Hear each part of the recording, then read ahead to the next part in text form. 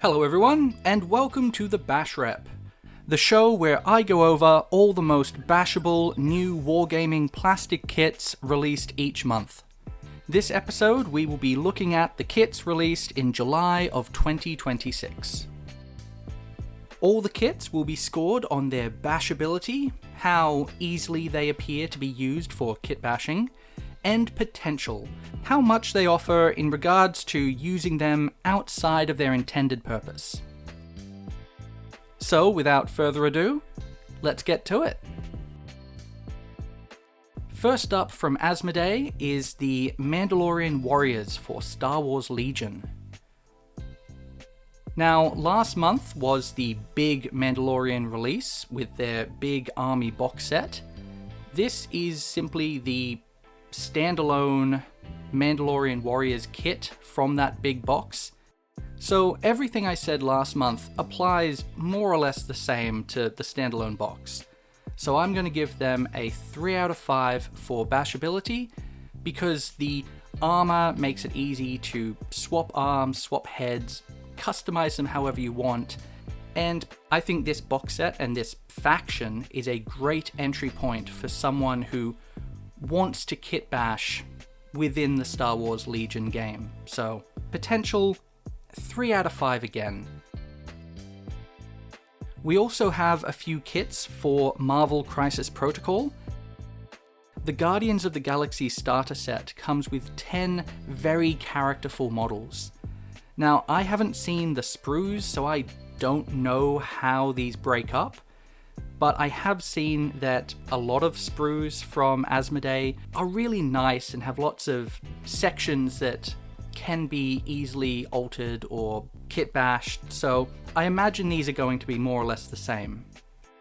That being said, these are very identifiable characters, which, depending on your mindset, could limit you in their kit bashing potential. So for these guys, I'm going to give them a bashability of 3 out of 5 and a potential of 3 out of 5. Not good, not bad, but certainly usable. Next up, we have the Asgard starter set. Now, this box also comes with 10 models, but one of those models is the Heroes 3, which are 3 guys. And I think where this kit sort of stands out over the Guardians of the Galaxy set is that the minis in this kit are kind of generic. Yes, they are identifiable Marvel characters, but the weapons and the poses and the characters in general are more setting agnostic. You could use the Heroes 3 as 3 random fantasy characters, or you could use the weapons and swords for various different things. There's not much tying them to the Marvel setting, so for that I'm going to say bashability 3 out of 5 and potential 4 out of 5. I think just the being that little bit more generic gives them the edge to just creep up better than average. Now we come to Games Workshop. I should probably apologize. I'm going to start this off with a bit of a rant. This month, the Caiaphas Cain model came out.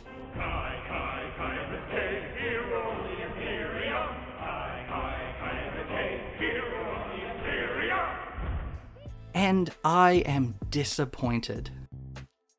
This model is a single sprue with 2 monopose models.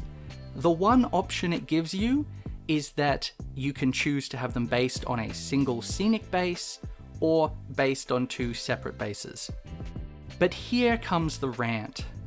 This is Caiaphas Cain. Caiaphas Cain, the hero of the Imperium, and I just wish they had done better. Bashability is 1.5 out of 5. Yes, you could try moving some of the arms, you might be able to swap some heads, but ultimately it is two very monopose models. And potential is, again, 1 out of 5. 1.5 out of 5. Yes, they are still very cool looking people that you could change, so 1.5. But what frustrates me is this is Caiaphas Cain. The potential should have been so much greater. And I just feel like this was a missed opportunity and a limited edition monopose model. Meaning, by the time some of you watch this, it might not be available anymore. Another reason I'm ranting about this is I, for the longest time, have wanted them to release the Scout Salamander kit, a brand new plastic Scout Salamander kit with all the fancy, cool details of modern Games Workshop, with a Caiaphas Cain model that you can stick in the back and run around doing Caiaphas Cain stuff. So this is a bit of a personal gripe, personal rant. I'm sorry for being non-professional. Can you call this non-professional? I'm making a YouTube video. So anyway, moving on from a missed opportunity to more ranting. I'm sorry, Games Workshop. Why? The Warhammer 40k starter box. Now, this starter box comes with a downsized version of what was found in the Armageddon box last month. So I'm going to rate the Space Marines and Orcs more or less the same. The Space Marines get a 4 out of 5 for bashability. Space Marines are always easy to bash. You can swap arms, you can easily kit bash them, swap their heads, swap their backpacks. They're Space Marines. But the potential is 3 out of 5. They're Space Marines. They're very identifiably Space Marines. The Orcs, like I talked about last month, the bashability is 2 out of 5. These are monopose Orcs, and with their big muscular bodies and lots of cool dynamic poses, it actually makes it harder to make them yours, to make them unique. And for that, I'm giving their bashability a 2 out of 5. And potential, last month I gave this set, the starter set in the Armageddon box, I gave them a 4 out of 5. But I actually think most of that came from the Dakar rig. I think it's the Dakar rig, the big walking gun platform, which does not come in this box. So I am actually going to drop them down to a 3 out of 5 for potential. And now we come to the terrain. Terrain is difficult when it comes to kit bashing because it's a big block. That being said, I think this terrain is probably some of the best kit bashable terrain Games Workshop has released in quite a while. The buildings are very simple, they're very flat, but that actually makes them easier to use. You can attach stuff to them, you can cut stuff off it. They are pretty good for kit bashing, whether it be scenery or some sort of diorama or putting on basing for a larger model. I think these are very good for bashability. For scenery, that being said, good for scenery. So I'm giving them a 3 out of 5 for bashability. And potential, honestly, I mean, look at this sprue here. There are so many cool details and, you know, the wires and the sparks of electricity and that person thing. This kit is full of really good scenic bits for any sci-fi setting or a Frankenstein-style laboratory. So, potential, also 3 out of 5. So, middle of the road, 3 out of 5, both bashability and potential. For scenery, that is good. That is really good. Moving from good to less good, we have the introductory set. You know what? If you're going to kit bash something, don't buy this kit. Just don't. It has some unique monopose models. If you want the models, sure, go for it. But honestly, the Space Marines are Space Marines. They have all the advantages, disadvantages of the previous ones I've mentioned. And the Orcs are the same. All the advantages and disadvantages. I'm not saying this is a bad kit for Warhammer, but this is a show about kit bashing, and this is not a kit for kit bashing. This is a kit for people getting into the game. So I'm not even going to rate this. So sorry, but you're letting me down, Games Workshop. You're letting me down. Okay, enough of this doom and gloom. I am sick of ranting. Let's get to the good stuff. And the good stuff begins with the Hippogriff AFV. This kit has tons of cool details. I have to admit, the vehicle kits from Games Workshop recently have been excellent. Lots of little greeblies that sit on the vehicles, which can be positioned anywhere or used somewhere else, used on other kits, used in any setting. These tools, wrenches, ropes, bags, satchels, all this stuff is amazing. It's a kit basher's dream. That being said, this is a vehicle. The kit comes with 2 sprues, and most of it is a big, blocky vehicle. It is generic enough that it could be used in a bunch of different settings. Either way, you're going to have a ton of cool extra bits to play with and add to your bits box. Whether it be the weapon options, the head options, or the cool little greebly bits.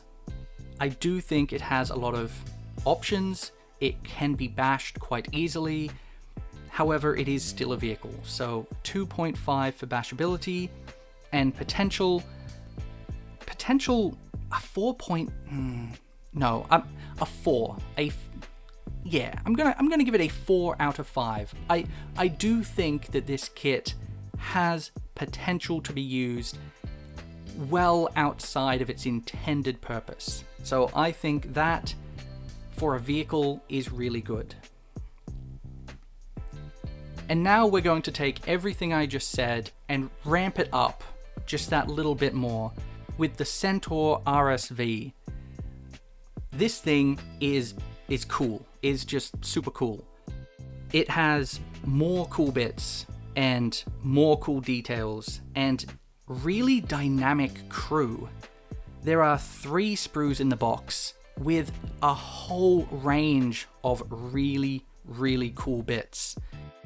Now, the sitting people, the crew that are meant to be in the back, can be used for a ton of different things. If you want to make other vehicles for Necromunda, Trench Crusade, a whole bunch of different sci-fi settings, these can be used to make any vehicle look that bit more dynamic, a bit more alive.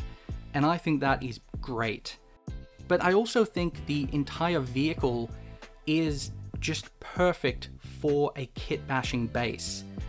This can be used in so many different settings and for so many different factions. If you want to do something post-apocalyptic or World War II adjacent, or, you know, the Trench Crusade, other timeline-y sort of thing, modern setting, sci-fi setting, and that's not to mention orcs. Let's not forget the orcs. This thing is just begging to be orcified.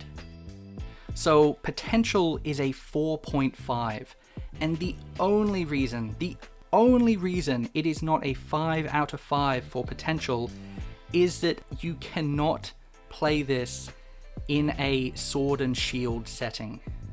I mean, you can, but not as easily. So, keeping up with the Warhammer vehicles, we have the Whirlwind Missile Tank. This kit comes with 4 sprues, but most are big blocky pieces. I believe 3 are the regular Rhino sprues and 1 is unique to this box, which means you can build a regular Rhino from this kit. And I think most of the potential from this kit probably comes from that Rhino sprue, specifically this one. This sprue is so good. Especially considering if you want the Whirlwind missile tank, you're probably not going to use half of these bits, which means you get a bunch of bits for free. So bashability is a 2 out of 5. It's a vehicle, it's big, it's blocky. You're limited in what you can do with it. It does come with a bunch of options, and those options can be easily put on a ton of different vehicles, a ton of different model kits in a bunch of different settings. So bashability, 2 out of 5. Potential, I have 3 out of 5 written here, but this sprue, this sprue, I think I'm gonna bump it up to a 3.5 just because of this sprue. Okay, next up we have the Gutter Runners.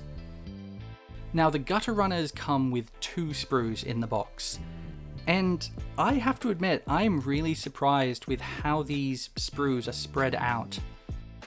The bits are broken into they're very bashable poses.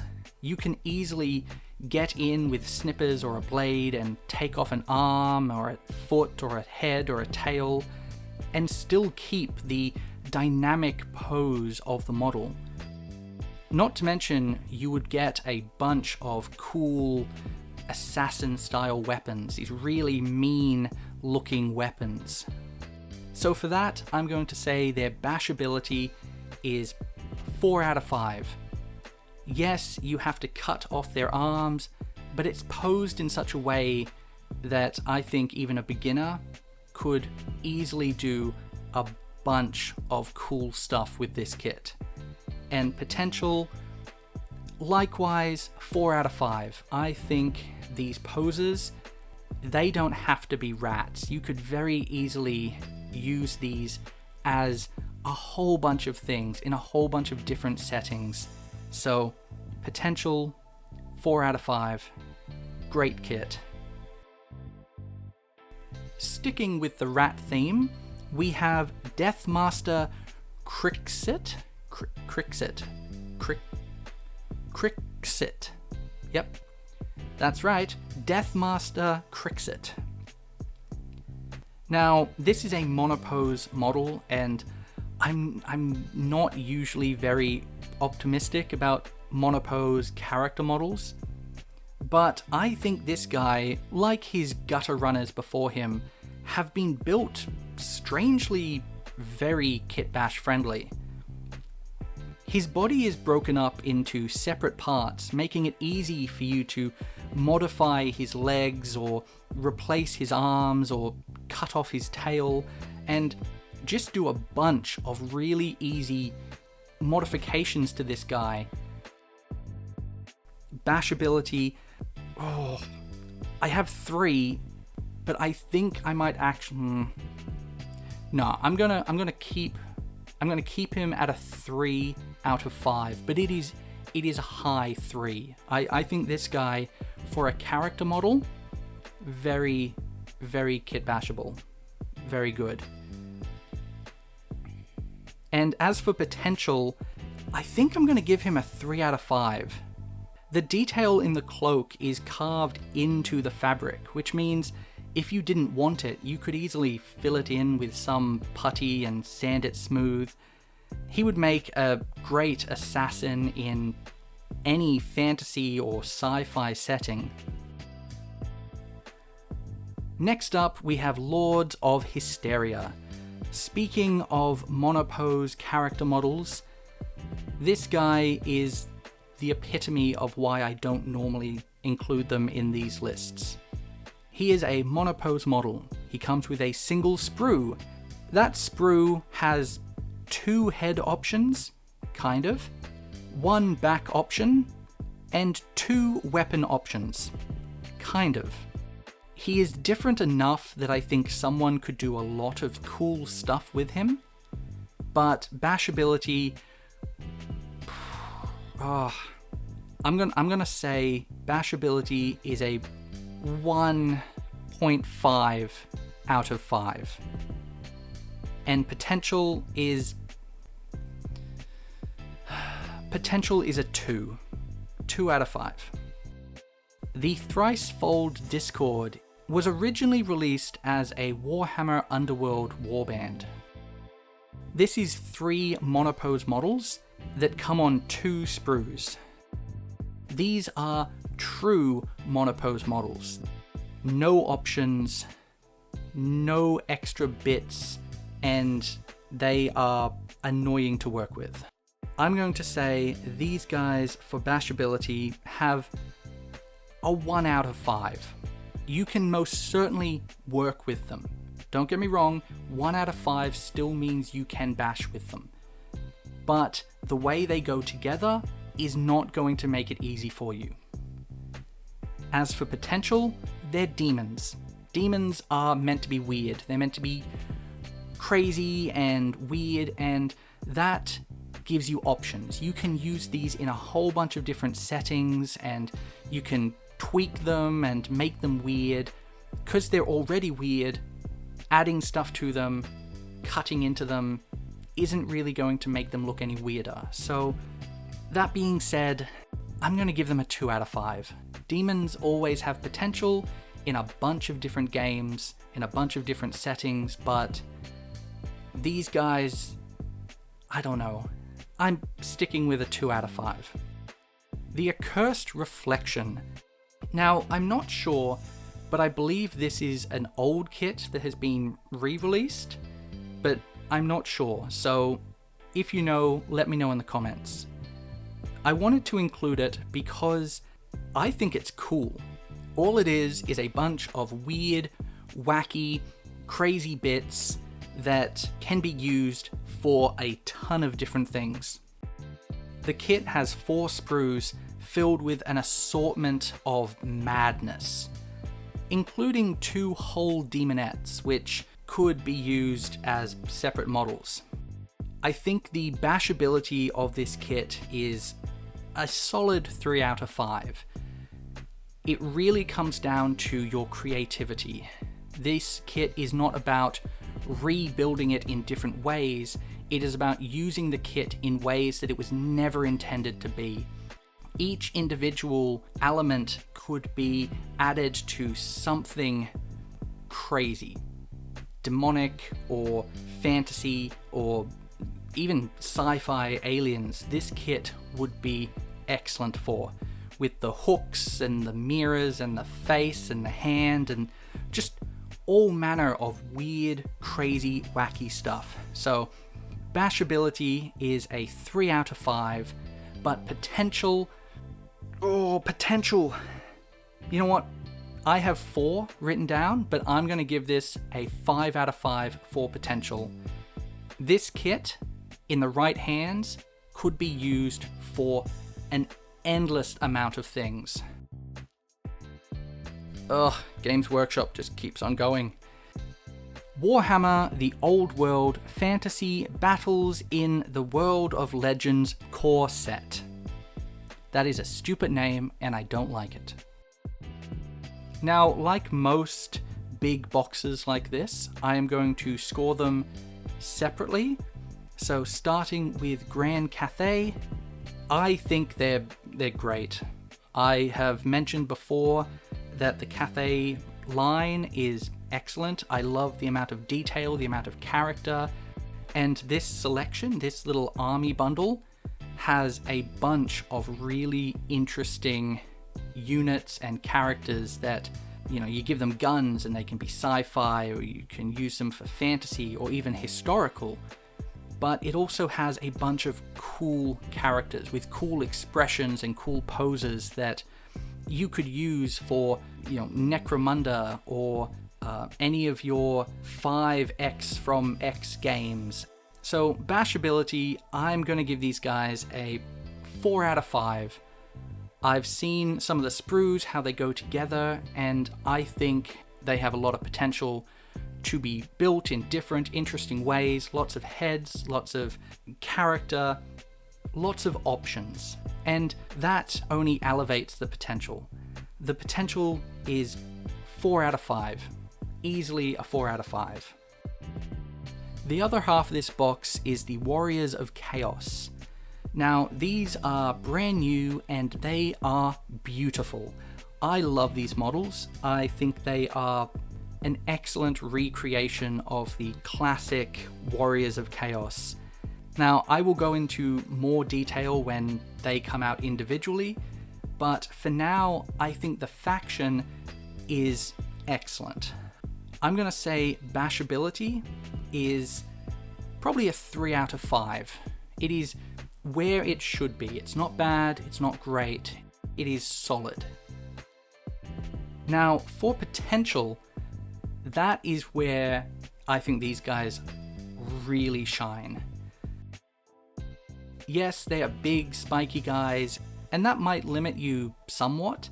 However, a lot of settings have big, spiky guys, and this kit could easily take bits from the Slaves to Darkness or Space Marine kit and be used to create a whole bunch of cool, awesome looking, armored, scary chaos dudes. So for potential, I want to score them really highly.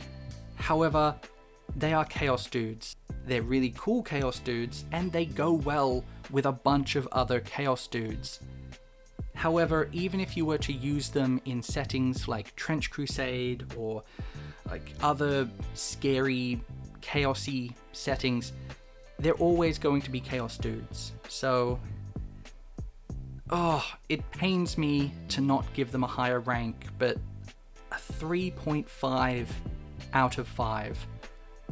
They have a lot of potential within scary chaos dudes, and that is a very broad category that covers a lot of different things.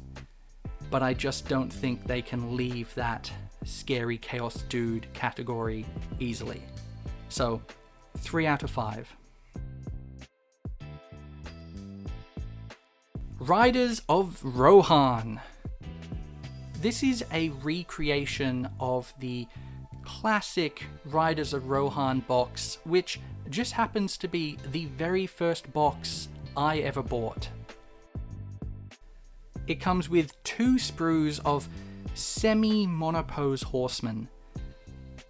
And I'm not sure if this is intentional, but the pictures on the official Games Workshop site are missing bits from the sprue. So if any of you know what these bits are, let me know, and anyone from Games Workshop who is watching, you kind of dropped the ball on that one, didn't you? Anyway, the faces appear to be separate from the heads, and I can't really tell how the heads attach to the body, so that kind of worries me for bashability. Some of the hands appear to be changeable, but not all. And the shields are part of the body. Unlike the old kit, where the shields were all separate, allowing you to swap out the shields so you would have different icons on the different posed bodies, these ones are just fixed, and they would be really hard to remove. So, bashability, I'm gonna have to say they're a 1. It pains me to say that. Maybe I could give them a 1.5, but I'm not going to. I'm going to say, for bashability, these guys were a disappointment. And for potential, you could use them for historical or fantasy, but again, with the shields being stuck on how they are, and the heads being so detailed and weirdly built, potential is going to be a 1. I really don't like to rate this kit so poorly, but as a kit basher, these were where I started. The original Riders of Rohan kit were my first kit that I kitbashed, and it pains me to score them so low. Okay, from here we can only go up. The Warriors of Rohan Commanders. This is a single sprue with 3 models. The Commander comes with 2 torso options, so you can either have a leather armor piece or this cool scale mail shirt. And the shields are separate, so if you wanted to use them for a different setting, it's a lot more easy to swap them out for something that's not very obviously Rohirrim. So, bashability, these guys, I'm going to give them a 2 out of 5. These are definitely better than the mounted versions, and potential, also a 2.5.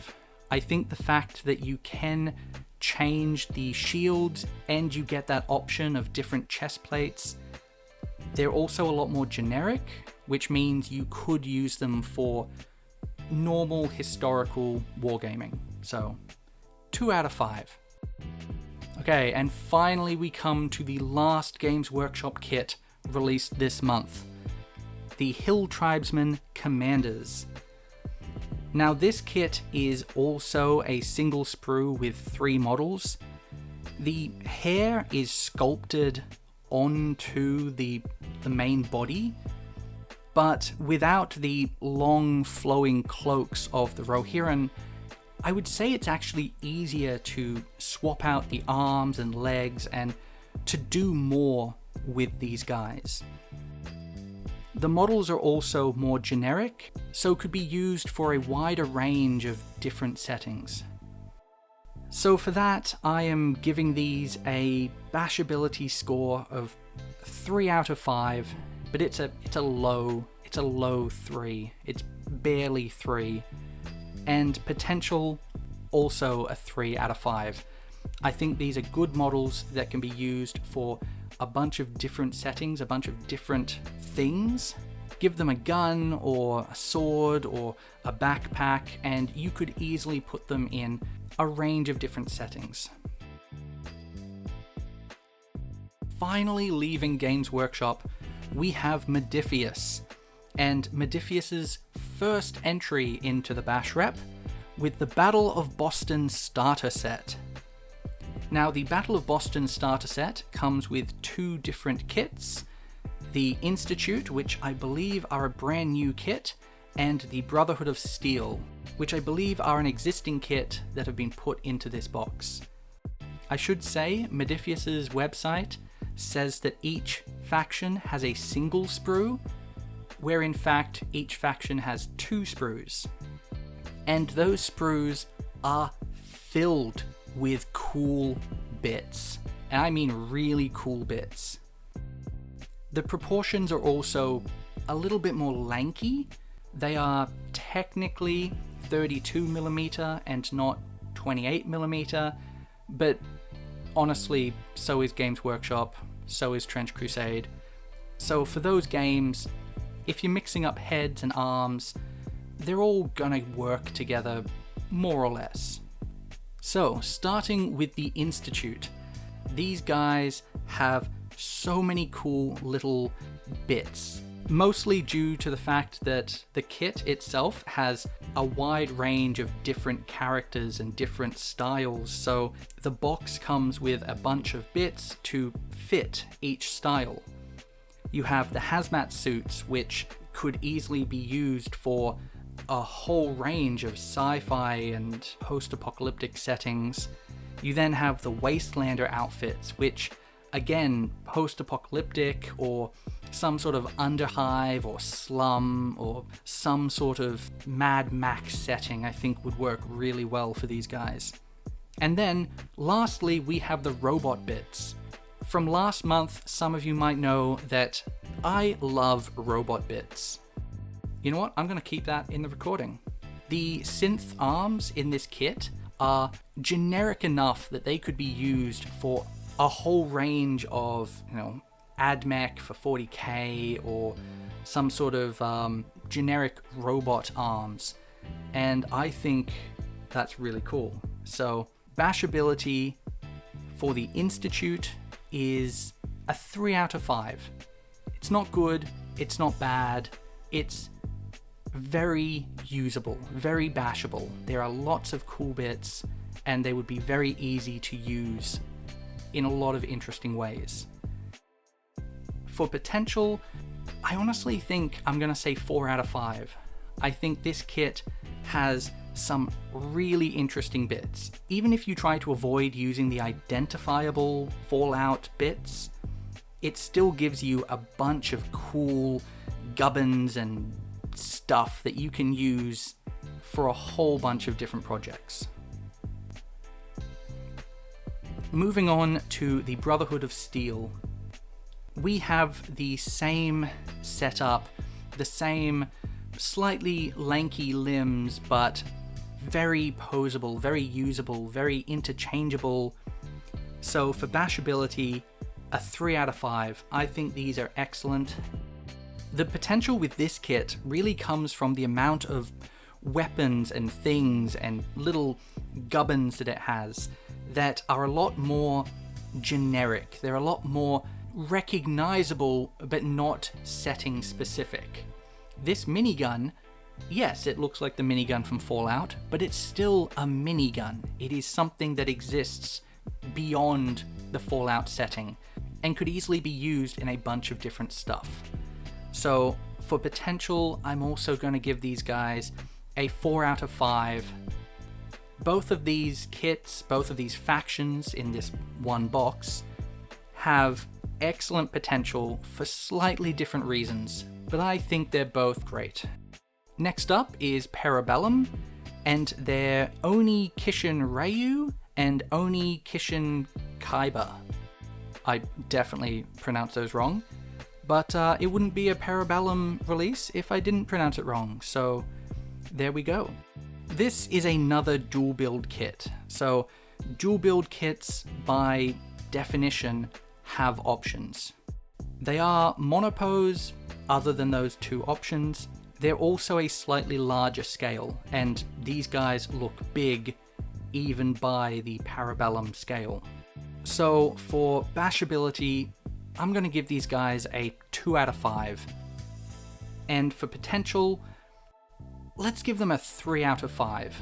I think the individual bits could be used to flavor different builds for a whole bunch of different stuff. And that mount, I think, has a lot of character and a lot of potential. So 3 out of 5, but I might be being a little bit too generous. Okay, Wargames Atlantic. We're going to start off with the 20-foot shipping containers. That's right, it is a box filled with big boxes. Now this kit is a bunch of flat panels that go together to make boxes. So bashability, it's a 2 out of 5. It's you could easily cut into them and, well, what can I say? It's a big box. And potential is going to be 1 out of 5. However, they have a bunch of potential for use as a shipping container in a whole bunch of different settings. You can use shipping containers in modern settings, shipping containers in sci-fi settings, a whole bunch of things. They are still shipping containers. They will always be a shipping container. So potential for kit bashing is a 1 out of 5. The Egyptian Archers and Spearmen kit. Wargame Atlantic's has always been, in my opinion, the gold standard when it comes to bashability. This kit, however, feels like it lacks the usual array of pizzazz of most Wargame Atlantic kits. It has a small selection of unique bits, and the shield hands have these handles attached, which does make it easier for the shields to be attached to the hands, but it means you can't use the hands as empty hands. They still have the clean, easy shoulder joins of all the Wargame Atlantic kits. They have a bunch of different heads, but I just feel like they're lacking something. They're lacking the options and the ease of being used for other things. So for bashability, I'm going to say these guys are a 4 out of 5. I still think they retain Wargame Atlantic's ideas of easy to build, easy to kit bash. However, the kit limits you in ways that most Wargame Atlantic kits don't. So for potential, I'm gonna give them a 3 out of 5. I think the settings is very limited. The equipment is very limited. This is an excellent kit if you are building an army of Egyptians. However, this show has always been about kit bashing, and I think this kit just doesn't have as much as other Wargame Atlantic kits. So 3 out of 5 for potential. The Late Roman Legionnaires 2. Not to be confused with the Late Roman Legionnaires 1. This kit has a lot of cool bits and heads, and the armor is a lot more generic and could easily be used for other historical or fantasy settings. That being said, 3 of the 6 bodies do have the arms still attached, which probably drops their bashability down, so it means you can't easily give them guns or bows or two-handed weapons, which I think really limits their potential. So I'm gonna say bashability 3 out of 5. I still think they're very good, but I just wish that those hands weren't there.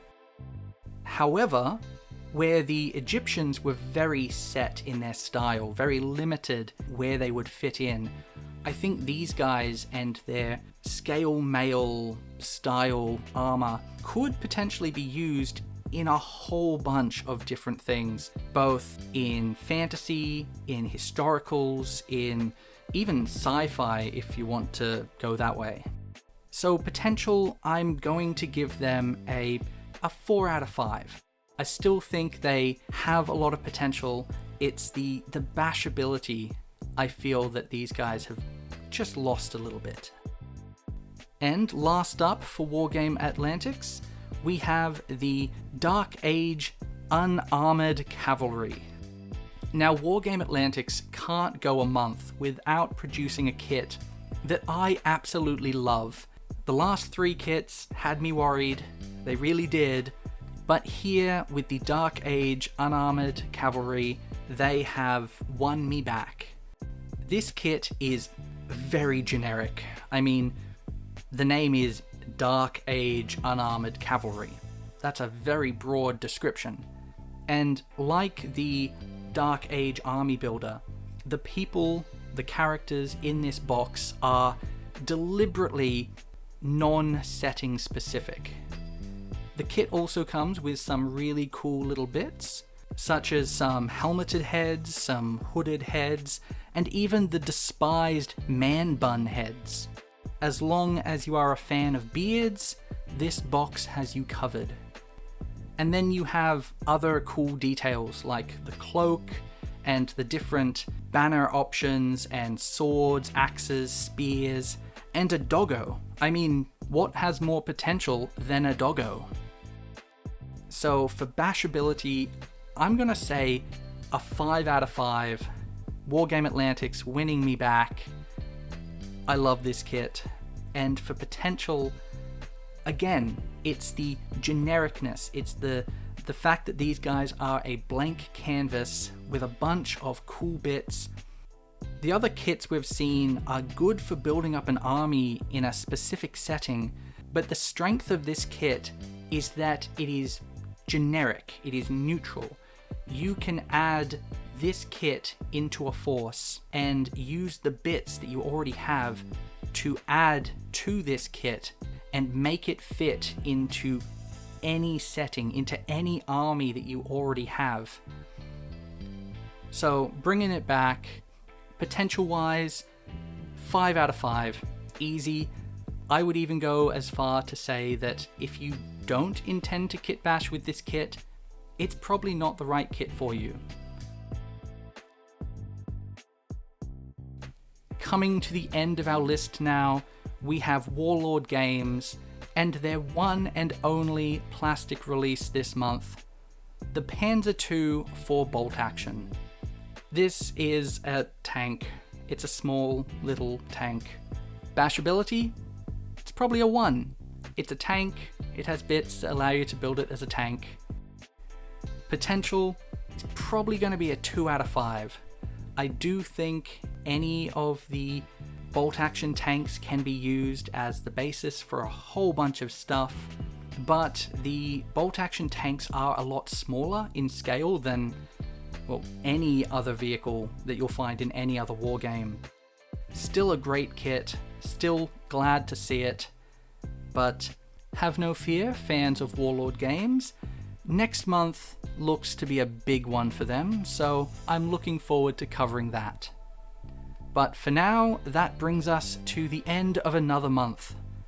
If you know any kits that you think should have been on this list, let me know about them. And if you disagree with any of the scores I gave, leave a comment down below and let's chat. But for now, thank you for watching, and I hope you join me again next month. Because why not?